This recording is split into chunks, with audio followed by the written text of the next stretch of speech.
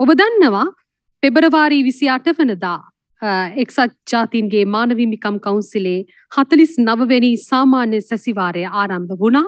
ඊට පෙර ආතුව අපි විශේෂයෙන්ම විදේශ අමාත්‍යාංශයේ ලේකම් අද්මිරාල් මහාචාර්ය ජයනාත් කොළඹගේ මැතිතුමන් සම්බන්ධ කර ගනිමින් මෙම ස්ථානයේදීම ජනමාධ්‍යවේදීන් සහ ජනතාව වෙනුවෙන් ප්‍රවෘත්ති සාකච්ඡාවක් පවත්වමින් මේ කරුණු මේ මානව හිමිකම් කවුන්සිලේ මේ සැසිවාරය පිළිබඳ කරුණු ඔබ හමුවට ඉදිරිපත් කළා. අපිට විශාල ප්‍රතිචාරයක් ඒ වෙනුවෙන් ලැබුණු බවත් මේ මොහොතේදී මතක් කරන්නට කැමතියි. ඊට මුහුණ දුන්නේ කොහොමද? ඒ වගේම අනිත් රටවල් මේට හා සම්බන්ධ වුණු අනිත් රටවල් අපිට දක්වපු ප්‍රතිචාරය කුමක්ද? ඉදිරියේදී එක්සත් ජාතීන්ගේ මානව හිමිකම් කවුන්සිලය සමග ශ්‍රී ලංකාවේ භූමිකාව මොන ආකාරයෙන් වේවිද? අද දවසේ අපි මේ පිළිබඳවයි කතා බහ කරන්නට බලාපොරොත්තු වෙන්නේ. අද ප්‍රවෘත්ති සාකච්ඡාවට සම්බන්ධ වනවා විදේශ අමාත්‍ය මහාචාර්ය ජී.එල්. පීරිස් මැතිතුමන් ඉතාම ගෞරවයෙන් පිළිගන්නවා. ඒ වගේම අධිකරණ අමාත්‍ය ජනාධිපති නීතිඥ අලි සබ්රි මැතිතුමන් ඉතාම ගෞරවයෙන් පිළිගන්නවා. ඒ වගේම විදේශ අමාත්‍යාංශයේ ලේකම් අද්මිරාල් මහාචාර්ය ජයනාත් කොළඹගේ මැතිතුමන් අද ප්‍රවෘත්ති සාකච්ඡාවට සම්බන්ධ වෙනවා. එතුමන්වත් ඉතාම ගෞරවයෙන් පිළිගන්නවා. හොඳයි, අපි ප්‍රවෘත්ති සාකච්ඡාවට යොමු වෙමු. කල් වේලා ගන්නේ නැතිව මුලින්ම විදේශ අමාත්‍ය මහාචාර්ය ජී.එල්. පීරිස් මැතිතුමන් වෙත යොමු වන්නට බලාපොරොත්තු වෙන්නේ. ඉකුත් පෙබරවාරි 28 වෙනිදා ආරම්භ වුණු එක්සත් ජාතීන්ගේ මානව හිමිකම් කවුන්සිලේ 49 වෙනි සාමාන්‍ය සැසිවාරයට සහභාගී වීම සඳහා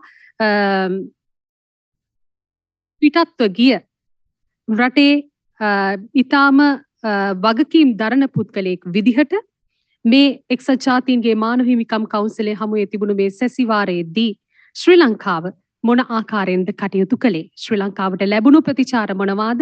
ඉදිරියේදී ඒ සම්බන්ධයෙන් කටයුතු මොනවාද?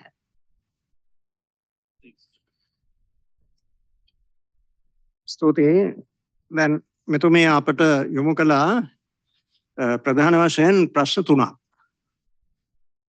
අපි එක්සත් ජාතීන්ගේ සංවිධානයේ මානව හිමිකම් කවුන්සිලේ 49 වන සැසිවාරයේදී ලංකාවේ ස්ථාවරය කොහොමද ඉදිරිපත් කළේ? එතුමිය අහපු පළවෙනි ප්‍රශ්නය.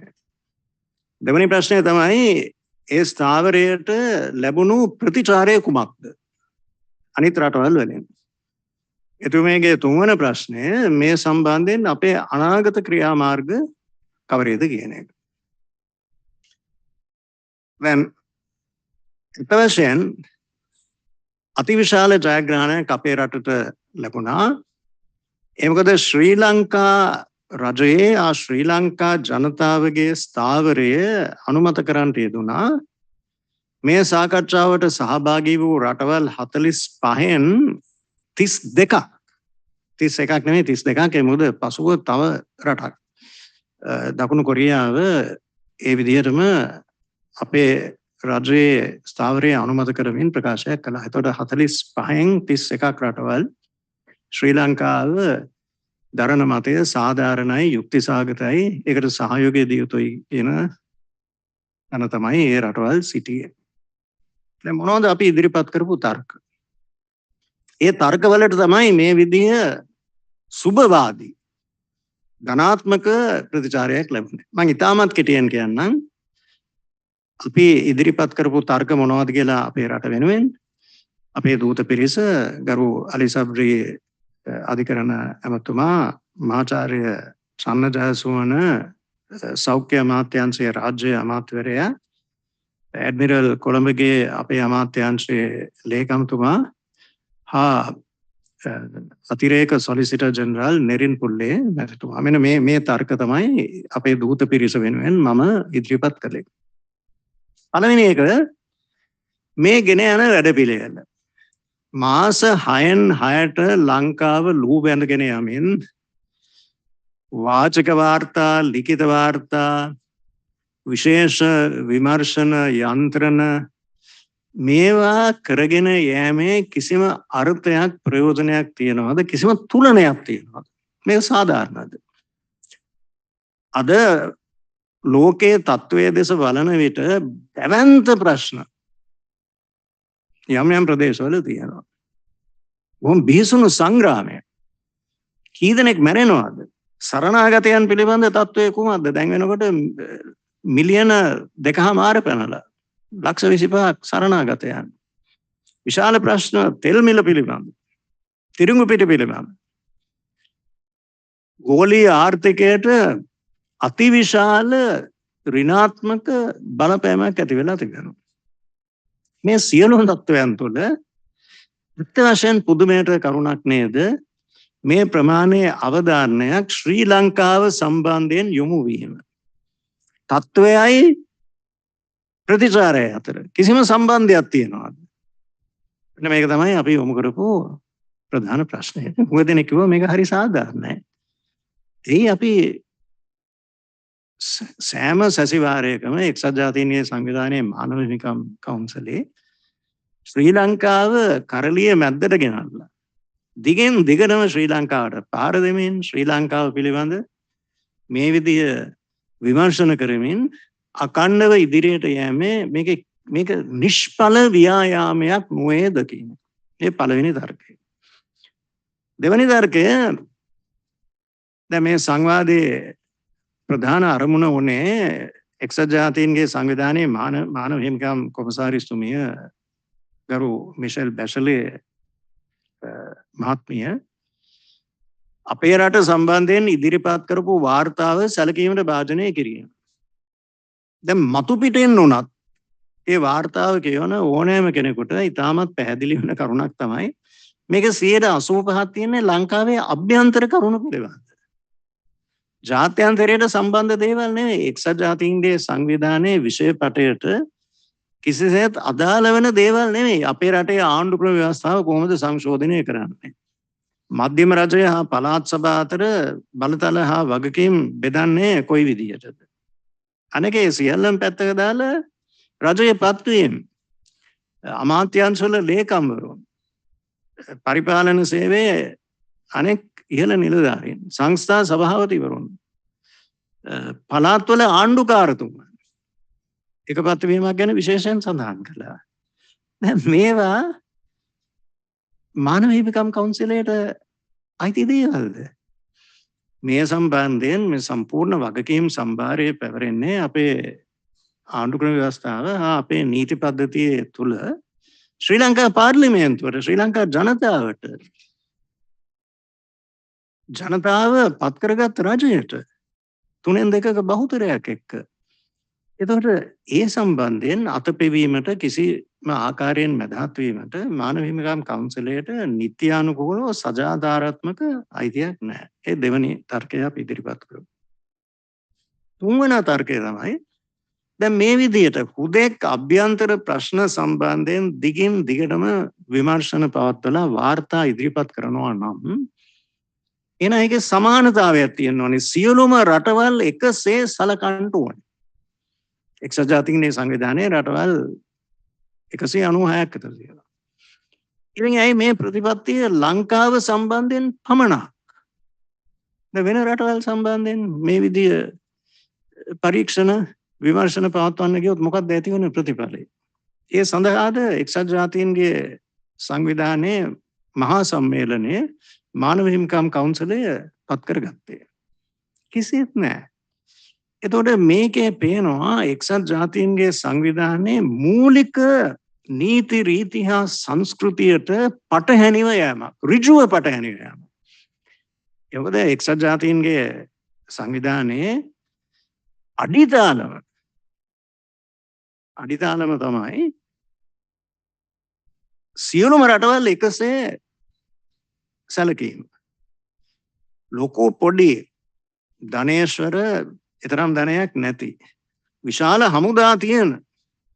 හමුදාතියෙන් එතරම් ශක්තිමත් නොවන මේ සියලුම රටවල් කිසිම විභේදනයකින් තොරව එක විදිහට සැලකීම.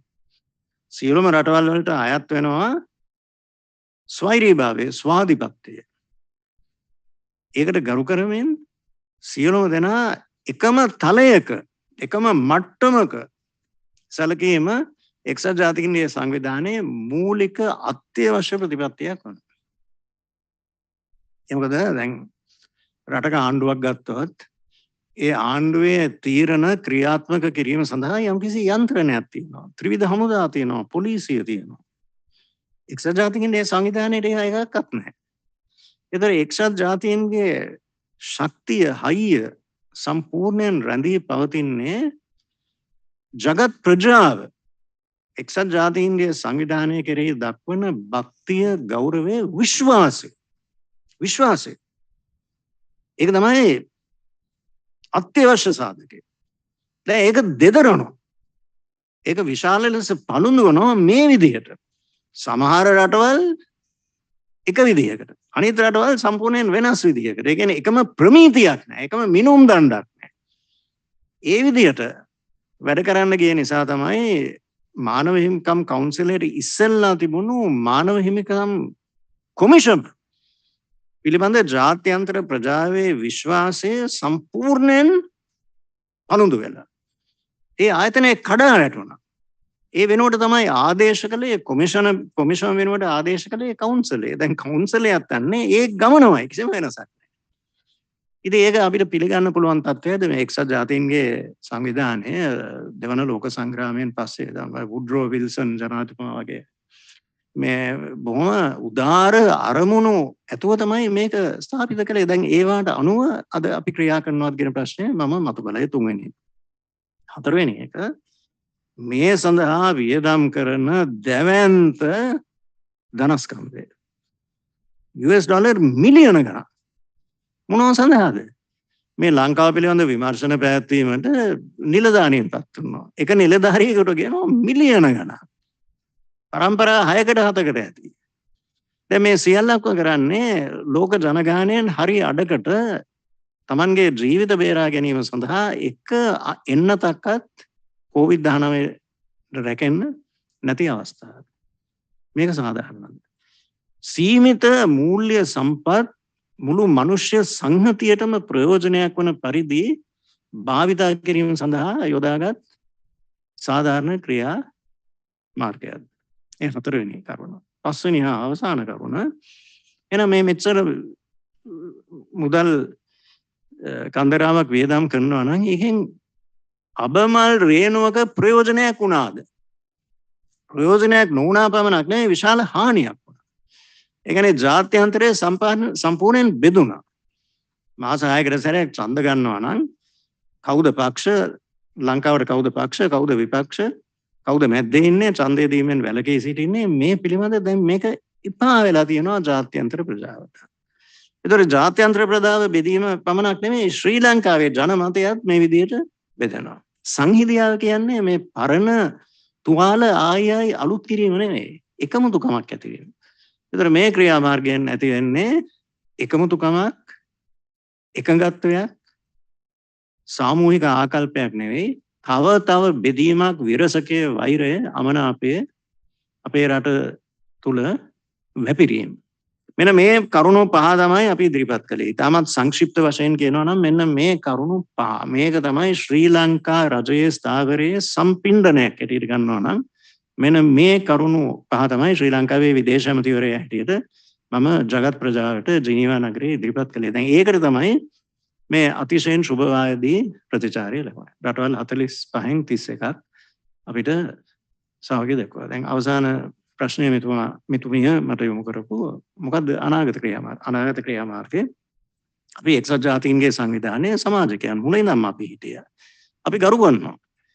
මානව හිමිකම් කොමසාරිස්තුමියගේ කාර්යාලය අපි පිළිගන්නවා. එතුමාගේ විෂයපතේ කාර්යභාරය අපි සාමුලින් පිළිගන්නවා. කිසිම ගැටලුවක් නැහැ. හැබැයි එතුමියගේ කාර්යාලයේ යටතේ ශ්‍රී ලංකාව පමණක් ඉලක්ක කරගන්න.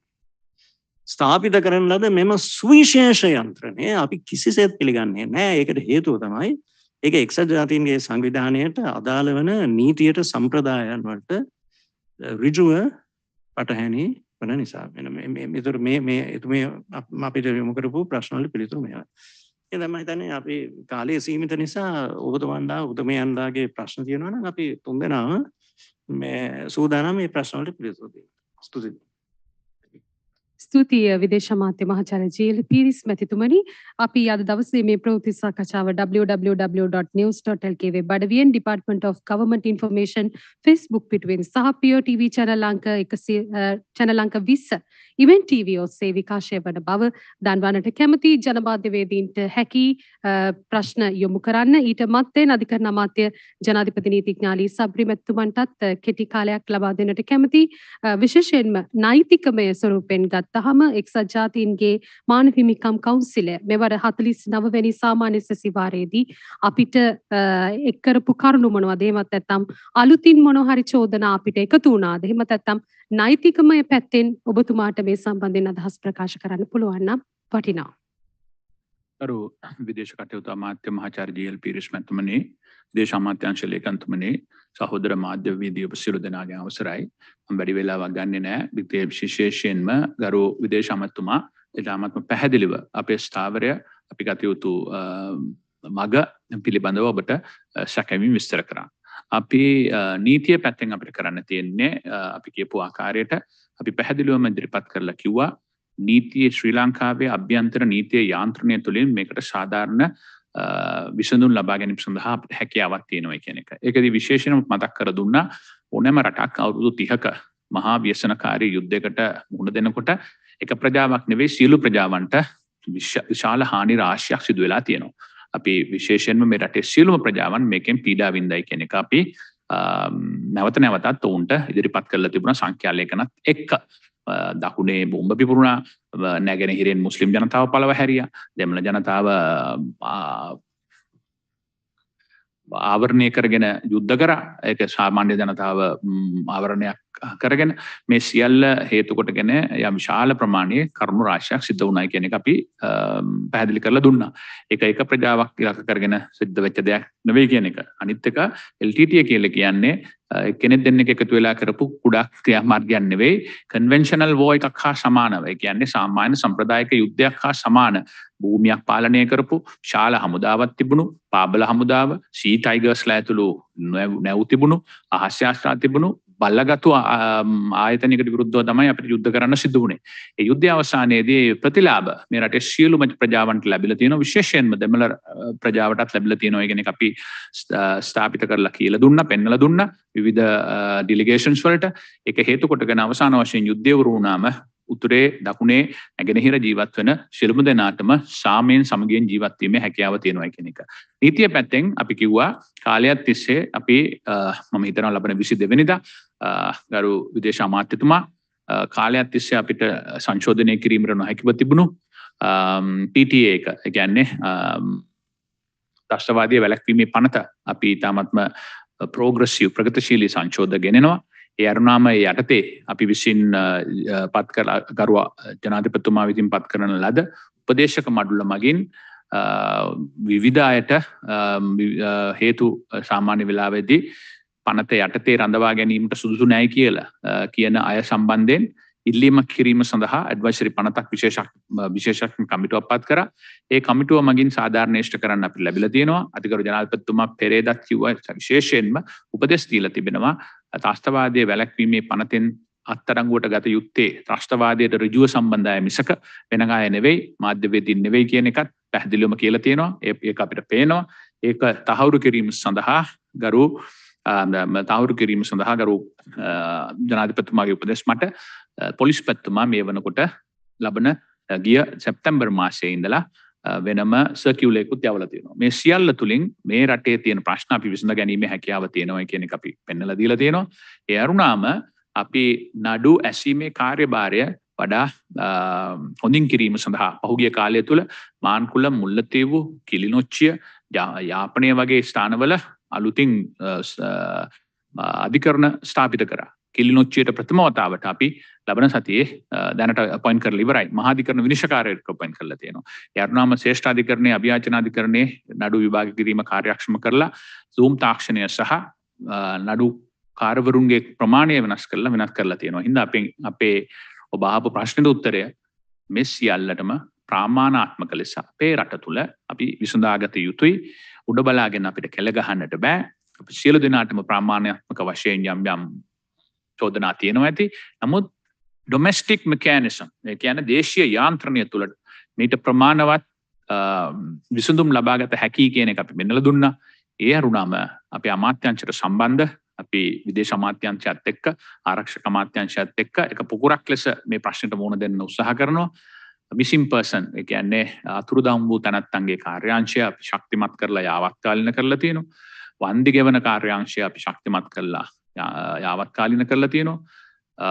සාමය හා සන්ධානය සඳහා වූ ආයතනය ඕනූර් කියන එක අපි ශක්තිමත් කරලා තියෙනවා. මේ සියල්ල තුලින් අපේ ප්‍රධාන තර්කය වුණේ මේ රටේ දේශීය යාන්ත්‍රණය තුලින් මෙම ඕනෑම ප්‍රශ්නයකට විසඳුම් සොයා ගැනීම සඳහා අපිට අවස්ථාව ලබා දිය යුතුයි.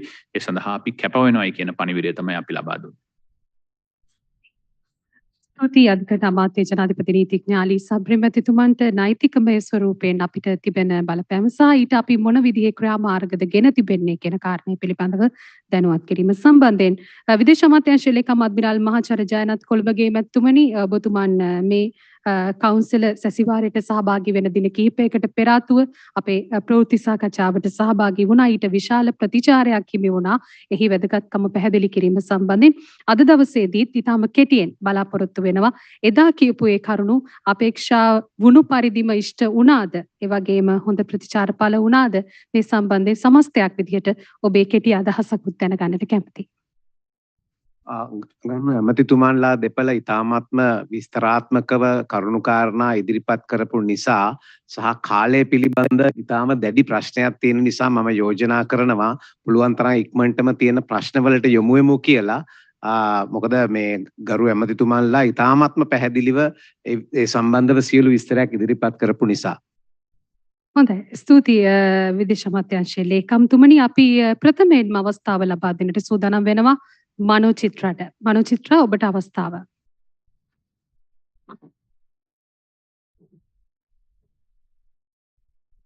ඇමතුමා අයිබෝවන්. හැමතුමා මේ UN එකේ කාදිනල් හිමිපාණන් ගිහිල්ලා ඊස්ට් ඇටැක් ගැන කම්ප්ලයින්ට් කරා. ඒ ගැන අපේ රජයේ ස්ථාවරය මොකද? ඒ කියන්නේ එතුමා එහි ගිහිල්ලා කිව්වේ මේක මේ ඊස්ට් ඇටැක් බෑග්ග්‍රවුන්ඩ් එක මුළුමනින් දේශපාලන කුමන්ත්‍රණයක් කියලා. ඒ ගැන අපේ රජයේ ස්ථාවරය මොකද්ද?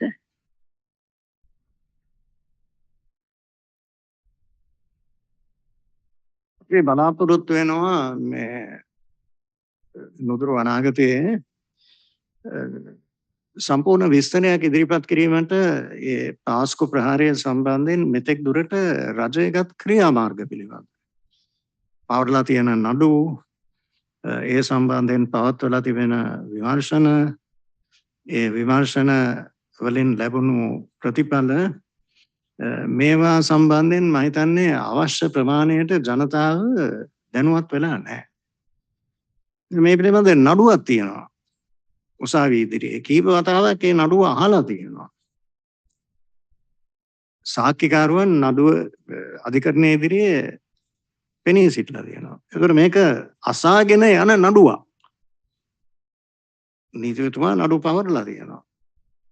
ඒක දැන් අධිකරණ කෘතියක්. ඉතින් ඒ සම්බන්ධයෙන් රජය අරගෙන තියෙන පියවර නීතිපති දෙපාර්තමේන්තුව ගත් ක්‍රියාමාර්ග වර්තමාන තත්ත්වය පිළිබඳ ජනතාව සම්පූර්ණ වශයෙන් දැනුවත් කිරීම සඳහා අපි අවශ්‍ය කරුණු ජනතාවට ප්‍රකාශ කිරීමට ඉතාමත් ඉක්මනින් අපි බලාපොරොත්තු වෙනවා. ස්තුතියි මනෝචිත්‍ර, ස්තුතියි විදේශ අමාත්‍යතුමනි. අපි මාධ්‍යවේදීන් තවදුරටත් ප්‍රශ්න යොමු කරනවා නම් hand raising option එක තිබෙනවා. දැනට ජනමාධ්‍යවේදීන්ට ප්‍රශ්න නොමැති බව පෙනී යනවා. අපිට කෙටි කාලයක් ඉතුරු වෙලා තිබෙන නිසා කැමති විදේශ අමාත්‍ය මහාචාර්ය ජේ.එල්. පීරිස් මැතිතුමන්ගෙන් කෙටියෙන් ඉංග්‍රීසි භාෂාවෙන් මේ කියූ කරුණු සම්බන්ධයෙන් අපිට ප්‍රශ්න දැනට යොමු වෙලා නැහැ ඇමතුමනි. අපිට කාලය ඉතුරු වෙලා තිබෙන නිසා අපිට ඉංග්‍රීසි භාෂාවෙන් කෙටි පැහැදිලි කිරීමක් ලබා දුන්නොත් වටිනවා. Have some questions that were posed to us by the moderator. Basically, 3 questions. what was the course of action which the Sri Lanka delegation pursued at the 49th session of the Human Rights Council in Geneva? Secondly, what were the reactions to that? Thirdly, what is the future trajectory? As I understood it, these are the three basic questions that were posed to us by the moderator at the commencement of this discussion. Now, the outcome of the 49th session was singularly satisfying. That is a result of collective hard work with a sense of purpose and unity. This result was possible because of the very strong spirit of collaboration between, in particular, the Ministry of Foreign Affairs and the Ministry of Justice. The Honorable Ali Sabri, President's Counsel, was indefatigable in his efforts to project the stance of the government of Sri Lanka. We also worked very closely and very purposefully and constructively with the Ministry of Defense and the chambers of the Honorable Attorney General. Now, among the countries that participated in the interactive dialogue, we received the support of 32, actually, not 31, 32 out of 45 countries that took part, in the sense that they endorsed substantially the Sri Lankan position and expressed a view that it is reasonable, it is worthy of support. And they extended that support in very warm and unequivocal terms. How was that result achieved? It was achieved by a succinct presentation because the time frames are very rigid. I had 12 minutes in all, no more. That is 7 minutes during the high-level segment and 5 minutes during the interactive dialogue. You cannot exceed your time limit even by 5 seconds. Very rigid. So, in that situation, we decided to put forward 5 basic arguments, which I will now outline to you very briefly. The first contention was this. Look at the state of the contemporary world. We seem to be on the cusp of a very dangerous war. The refugee problem is deeply distressing. More than 2.5, almost 3 million people have become refugees. Spiraling costs of oil, wheat flour, and other essential commodities. But leave all that aside, the loss of human life, the most precious commodity. This is happening as a result of ferocious conflict in the heart of Europe.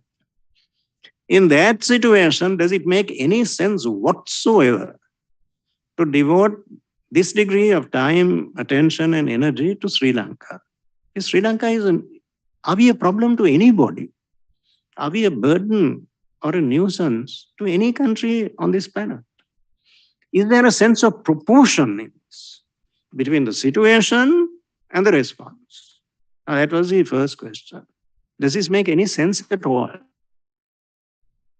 And if it is visibly and obviously disproportionate, then why is it happening? Has it anything to do with the well-being of the people of Sri Lanka? Or is it an initiative that is entirely driven by external factors, the fortunes of politics and politicians in other countries? Well, that's the first point. Second point is this. The basic purpose of the interactive dialogue on Sri Lanka was to consider in depth the written report of High Commissioner for Human Rights, Michelle Bachelet, on our country, on Sri Lanka. The report, to discuss it, analyze it. Now, even on a superficial examination of that report, it becomes quite evident that about 85% of the contents of the report have to do entirely, exclusively with the domestic affairs of this country. Entirely domestic. Constitutional reforms, the balance of power between the central government and provincial councils, the propriety or the impropriety of appointments, secretaries to ministries, senior positions in the administrative service, some very trenchant criticisms about the appointment of a governor of a province. Are these matters for the Human Rights Council at all? These are essentially within the purview of the Parliament of Sri Lanka, the elected government of Sri Lanka, elected by massive majorities on 3 occasions, and at the end of the day, the people of Sri Lanka. In no way is it part of the mandate of the Human Rights Council. Intolerably intrusive. That is the phrase I use. Intolerably intrusive. That's the second point. Third point, if you're doing this, you must do it to everybody. That is one of the cornerstones, the basic pillars of the United Nations system, the sovereign equality of states. There are about 196 of them. And the entire United Nations system is founded upon certain sacrosanct principles, such as integrity, impartiality, objectivity, and non-selectivity. There cannot be a better example of selectivity than this. Just imagine for one moment what the results would be if Her Excellency Michelle Bachelet and the Human Rights Council were to embark upon this kind of inquisition in respect of all the member states of the United Nations. Will they do it? Will they dare to do it? But that is not the ethos of the UN system. Countries big and small, wealthy and not so wealthy, militarily strong and not so strong are all entitled to equality of treatment. There's a difference between a sovereign state and the United Nations system. The sovereign state can enforce its decisions through the armed forces, the police, the courts, and so on. The UN system has no such enforcement machinery. Its stature, therefore, depends entirely on the acceptance by the international community of the justice and equity of the decisions that are made by the UN system. But if they are seen to be discriminating, unjust, invidious, using one yardstick for one group of countries and a completely different criterion for another group of countries, then the confidence of the international community is very seriously shaken. That was the dismal fate of the Human Rights Commission, which was the predecessor of the Human Rights Council. The international community lost faith in it because it was behaving in such a partisan manner. Now, the Human Rights Council is going the same way that its predecessor, the Human Rights Commission, went. So that's the third point. The next point that I made was, consider the amount of money that is being spent, absolutely colossal, gargantuan. Millions and millions of dollars. That is a special mechanism, ad hoc mechanism constituted under the office of the Human Rights Commissioner, Michelle Bachelet. You appoint a few officials. You pay them princely salaries. Salaries that will be the envy of even the highest paid technocrats or officials of any affluent government in any part of the world. All of this is happening in a situation where half of mankind are struggling to obtain access to even one vaccine, of life-saving vaccines. Is this a reasonable use of limited resources in such a manner as to confer the maximum benefit upon humankind? That's a fourth argument. Fifth and last argument was, okay, spend all this money. Is it doing any good? It's not doing one iota of good. On the contrary, it is doing enormous harm. How is it doing harm? By splitting the international community right down the middle. Every 6 months, if you're going to have a vote every 6 months or every 12 months, you're dividing the international community. Who is for, who is against, who is sitting in the middle, declining to vote. Now, that's not going to help at all. Now, that is dividing the international community. That's not all. You're also dividing opinion within this country.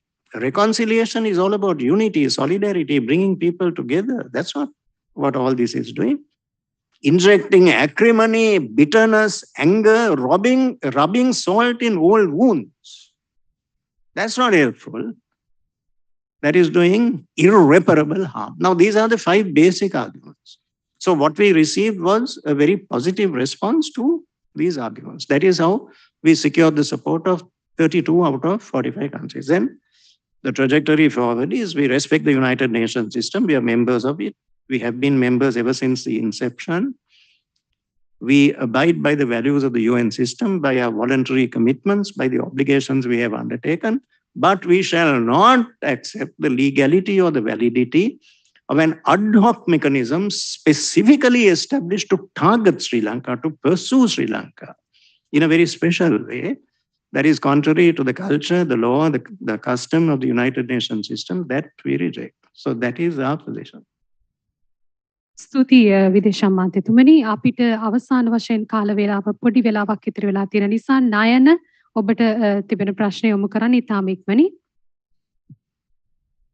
ස්තුතියි මම අරුණ පුවත්පතින් නයන තරංග ගමගේ කතා කරන්නේ විදේශ ඇමතිතුමාටයි මගේ ප්‍රශ්නය යොමු වෙන්නේ ඇමතිතුමනි ඔබතුමා දැන් මේ පහුගිය විනාඩි දෙක තුනේ කතා කරපු ප්‍රකාශ වලින් දිගින් දිගටම කිව්වේ අපි විරෝධතා පළ කරපු ආකාරය සම්බන්ධයෙන් මෙවර සැසිවාරයේදී නමුත් අපිට දැක ගන්නට ලැබෙනවා ඔවුන් මානව හිමිකම් කොමසාරිස්වරිය තමන්ගේ කාර්යාලය හරහා නිකුත් කරන වාර්තාවට හැම සෙෂන් එකේදීම අලුතෙන් චෝදනා එකතු කරනවා. දැන් මේ පාර පාස්කු ප්‍රහාරය සම්බන්ධයෙන් අලුත්ම චෝදනාව එකතු කරා. ඊළඟ නීතිපතිවරයා සම්බන්ධයෙන් විශේෂ චෝදනාවක් ඉදිරිපත් කළා දෙනවා.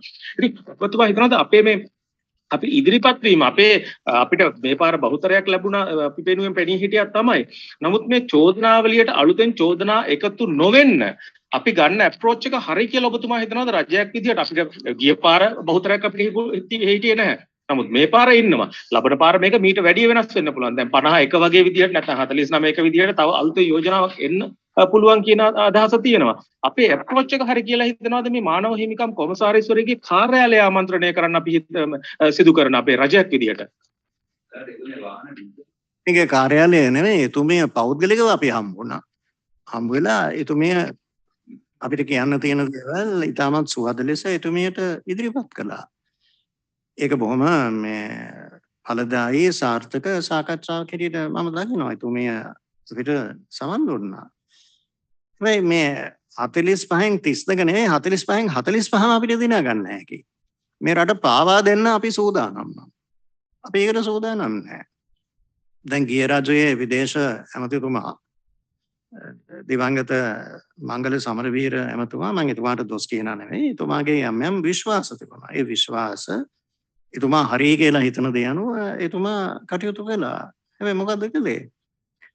එහෙම දෙයක් කිසිම රටක කිසිම යුගයක සිදු වෙලා නැහැ. ඒ කියන්නේ Tamanගේම රටේ ත්‍රිවිධ හමුදා දැඩි ලෙස විවේචනය කරන යෝජනාවකට එතුමා ශ්‍රී ලංකා රජයේ සහයෝගය ලබා දුන්නා. සම අනුග්‍රහය දැක්වුවා. ඉතින් අපි එහෙම කරනවා නම් 100% ලබා ගන්න පුළුවන්. කවුරුත් විරුද්ධ වෙන්නේ නැහැ. ඒ කියන්නේ දැන් ඔබතුමා කියපු විවේචන පාස්කු ප්‍රහාරය නීතිපති දෙපාර්තමේන්තුව මේ සියලුම විවේචන අපි හිස් මුදුනෙන් පිළිගන්නවා නම් හිස් මුදුනෙන් පිළි අරන් ඒ සියල්ලටම සහයෝගය දෙමින් පහුගිය රජය කළා සියම අපි සම අනුග්‍රහය දක්වනවා. ඒවට අපේ සහයෝගය කිසිම සීමාවකින් තොරව අපි ලබා දෙනවා නම් එතකොට කිසිම ගැටුමක් නැහැ. හැමෝම අපිට ඡන්දය දෙයි. 100%. ඉතින් ඒකද අපිට ඕනේ. ඒකද මේ රටේ සුභ සිද්ධිය ගැන තැකීමක් අවංක තැකීමක් තියෙන රජයක් පෙළඹෙන්නේ එහෙම දෙයක් කරන්නද? අපි ඒක කරන්නේ නැහැ. ඡන්ද ගණන් කරනවට වඩා වැදගත් දෙයක් තියෙනවා. ඒ වැදගත් දේ තමයි මේ රටේ ආත්ම ගරුත්වය, ස්වාධීනත්වය සුරක්ෂිත කිරීම. ඒක තමයි අපේ රජයේ මූලික යුතුකම. මේ රජයේ සංස්කෘතිය හා මූලික විශ්වාසය යහපාලන රජයේ මූලික විශ්වාසවලට සම්පූර්ණයෙන් පටහැනි. දැන් මම දැක්කා ඒ රජයේ නායකයෙක් කියනවා එතුමා මුළු ජාත්‍යන්තරයම දිනාගත්තා කියලා. කොහොමද ජාත්‍යන්තරය දිනාගත්තේ? විවිධ හමුදා හැමදේම පාවා දීලා. ඒක අපිත් කරන්න සූදානම්. ඉතින් එහෙනම් තර්කයක් නැහැනේ. විවාදයක් නැහැනේ. ඡන්ද ගන්න ඕනේ නැහැ. ඒගොල්ලන් ඉදිරිපත් කරන විවේචන අපි ඔක්කොම ඒවට හිසනවලා අපි පිළිගන්නවා. ඉතින් ඒක මේ රටේ ජනතාව අනුමත කරන දෙයක්.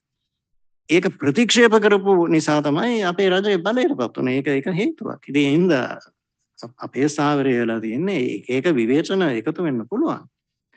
අපි සාධාරණ ලෙස ඒවට මුහුණ දෙනවා. හැබැයි අපිට විරුද්ධව ඒ තර්ක ඉදිරිපත් කරන රටවල් පිනවීම සඳහා සෑහීමට පත්වීම සඳහා අපේ රටේ ත්‍රිවිධ හමුදාව දේශපාලනඥයන් අපේ රටේ ජනතාව පාවා දීමට අපි කිසිම අවස්ථාවකදී සූදානම් වෙන්නේ නැහැ. ස්තුතියි විදේශ අමාත්‍යතුමනි ස්තුතියි නයන අපි අද දවසේදී මේ මාතෘකා කොට ගත්තේ මානව හිමිකම් කවුන්සිලේ හමුවේ ශ්‍රී ලංකාවේ ප්‍රතිචාරය කුමක්ද කියන වග විවාදයට සංවාදයට කතා බහට ලක්වන කරුණු නිවැරදිව විද්‍යානුකූලව කරුණු සහිතව විවරණය කිරීමයි රජයේ ප්‍රවෘත්ති දෙපාර්තමේන්තුව බලාපොරොත්තු වෙන දේ හරහා ඔබට නිසි නිගමනයකට එළඹෙන්නට අවස්ථාව සලසා දීමයි අපේ අරමුණ බවට පත් වෙන්නේ.